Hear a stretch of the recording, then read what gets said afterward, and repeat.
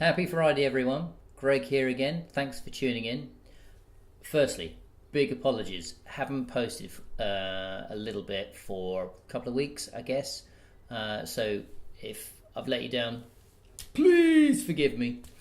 No, it's just been really busy, and some of the work that's been coming up has landed on sort of Fridays and Thursdays, and so that's when I would normally do these sort of catch-up jobs, catch-up video work, and unfortunately it's not happened. So it's been a bit difficult to fit this in, which is a good problem, of course, to have. I love updating you, so it's not that.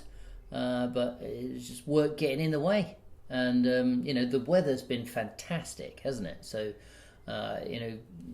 the better weather invites clients to sort of book you on jobs, and so you can't turn that down. It's self-employed, you've got to work. So but it's been an interesting couple of weeks. There's been I've had technical difficulties, computer woes, which I've sorted out. I think might have spoken about this in the past.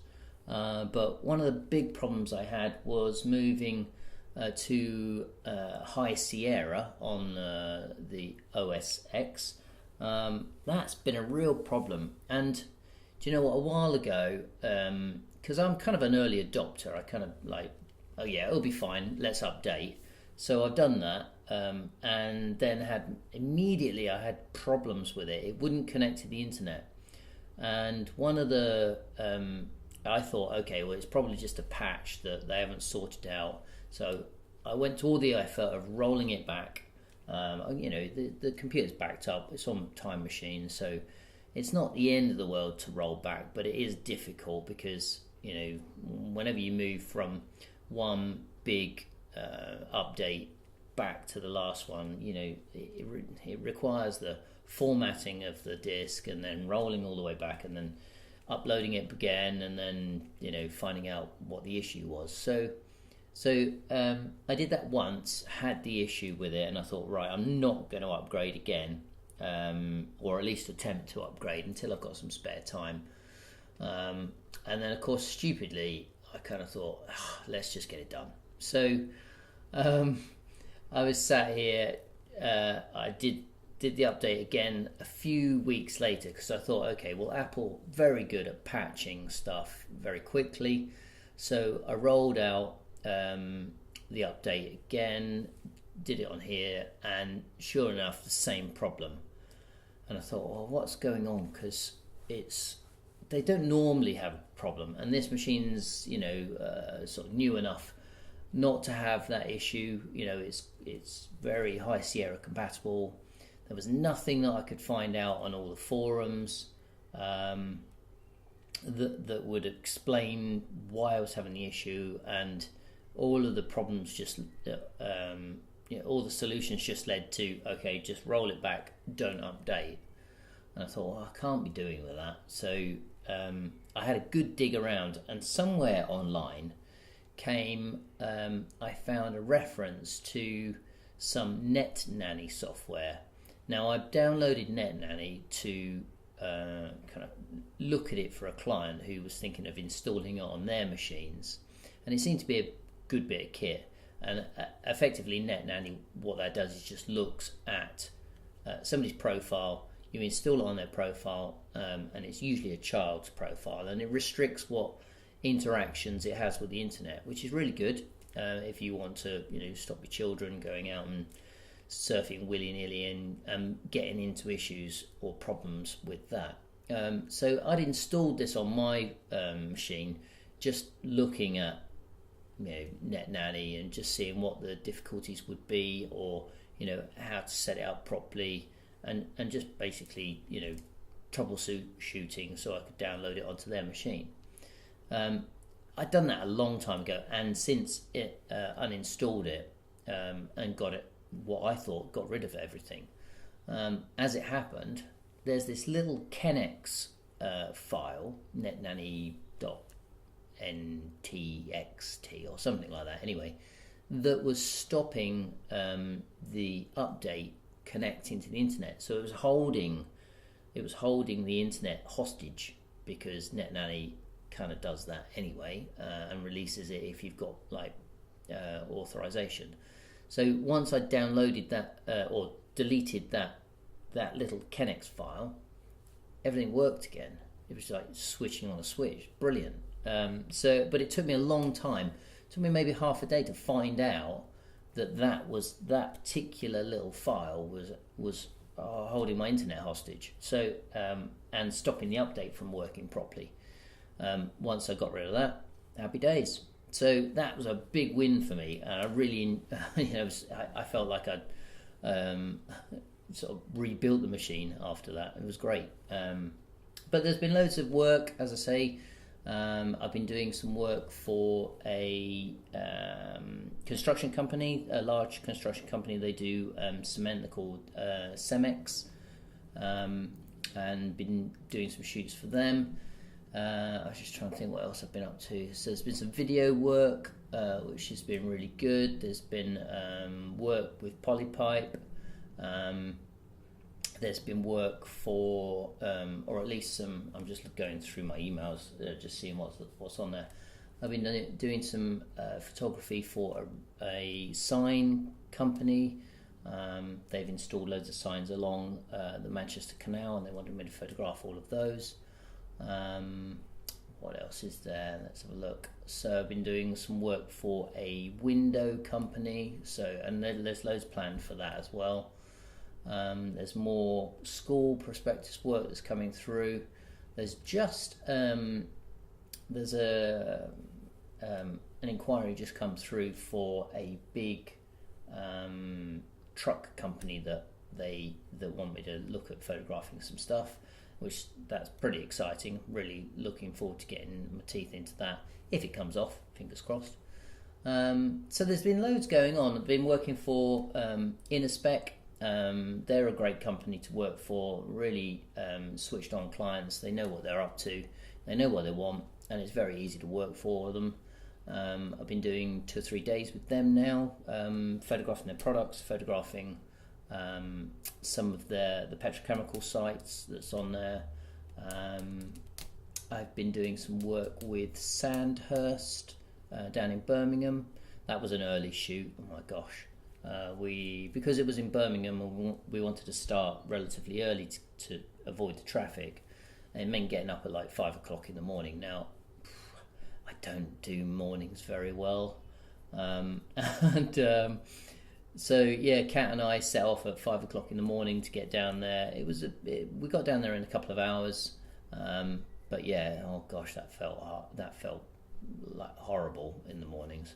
But we did get early, finished early, and the footage we got back was brilliant. So I'm really pleased with what we've got. The client's thrilled to bits with it, and we're thrilled to be working with them because I think they've got some more work done in the pipeline.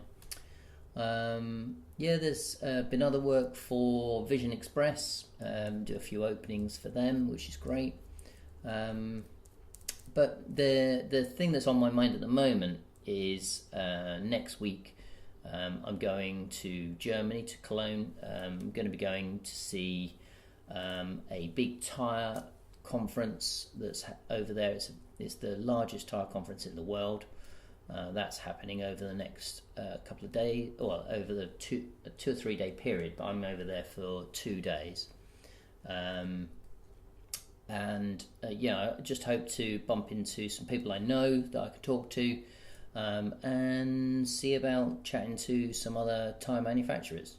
The big thing that's happening in tyre manufacturing at the moment is that the European Commission has turned around to all Chinese manufacturers and said that we are going to put a levy on your importation because of the way that they recycle or shove all of their products to landfill. I don't know whether it's all of them, but that's what they're suggesting.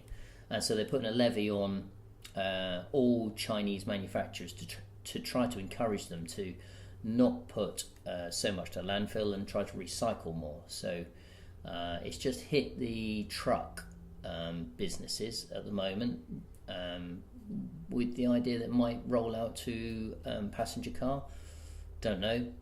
but it has meant that the levies have been pretty severe, and in some cases, maybe 100% of what the value of the tyre would be.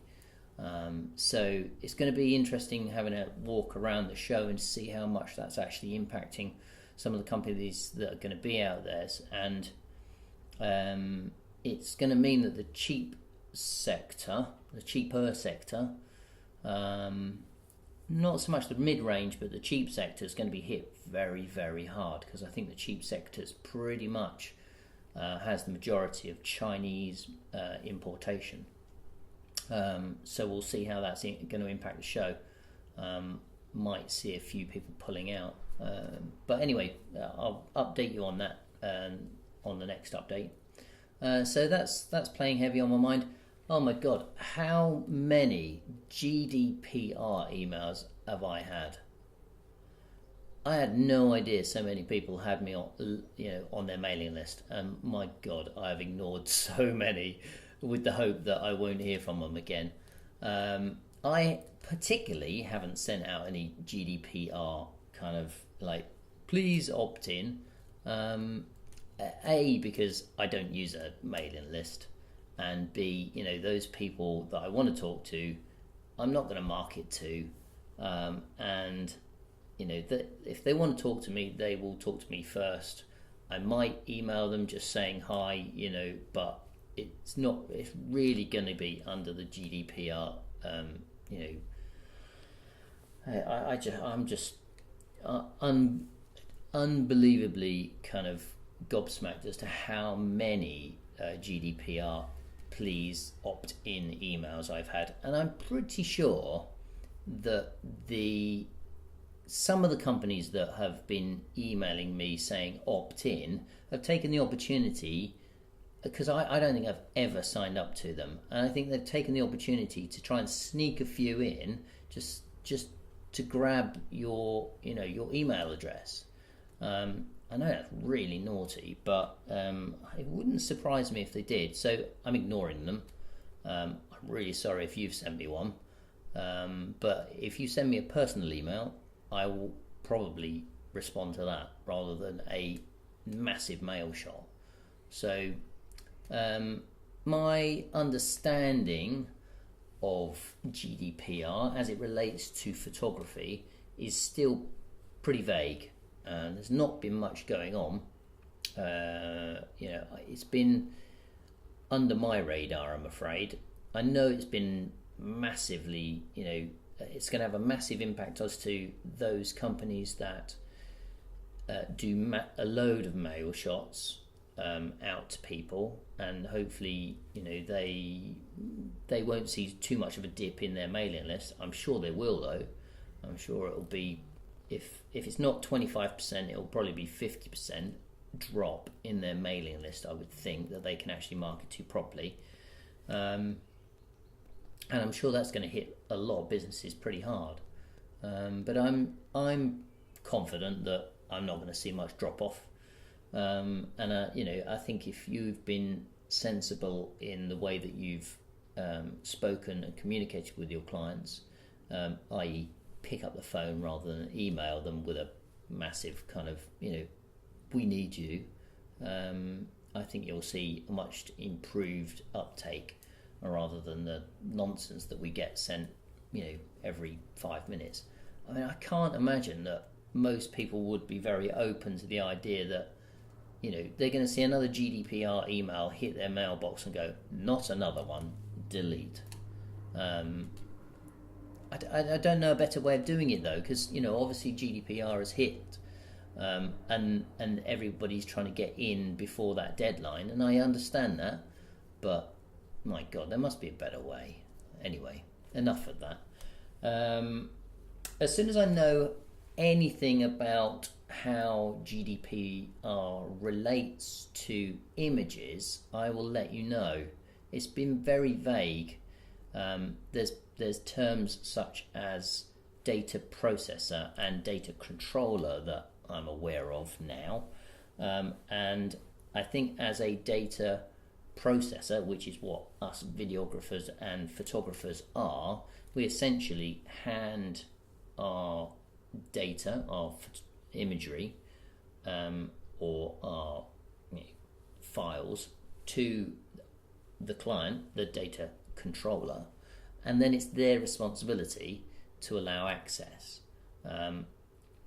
We, as photographers and videographers, if we are any type of professional, we will have our images and our video backed up on multiple servers that are password protected. And so long as your machines and your laptops and your phones have all got logins that either require a thumb, biometrics, or a key password, then I think you're covered. I'm sure clients that or people that need access to the images that you've produced, your first port of call would be to go, okay, you need to speak to the client first, because they're the data controller and they will have all of that data. I think if you're a photographer or a videographer that has been sent out on a job, yes, it's probably up to you to gain the consents, or at least make sure that the clients get the consents if they're not there with you, and then they should have that. So I don't think it should be too arduous. From what I've read, I'm pretty compliant with it. So unless there's something new that comes out and I go, oh my god, I haven't thought about that, then I feel like I'm covered. What are your concerns? Hit me up in the box below, and what are you doing different to what you were doing before with the Data Protection Act? I think for small businesses, unless you're marketing out to thousands and thousands of companies, I think you're going to slide underneath the radar. That doesn't mean you shouldn't be compliant, mind you, but it does mean that you'll have a much smaller data set to be able to manage, and therefore it should be a lot easier. Anyway, that's enough from me about GDPR. Oh my god, I find it so boring. I don't know about you. What are you up to? I'd love to know. Apart from that, that's enough from me. It's just been a very quick update. I really apologise for not posting for the last couple of weeks. Been very busy. I'll get some extra content while I'm out in Germany. Hopefully keep you apprised there. And yeah, let's tune in next time. I've got my cup of brew, by the way. I've got a cup of tea. Yeah, it's nice. And I've got some nice chocolate, which I'm probably going to eat in a bit.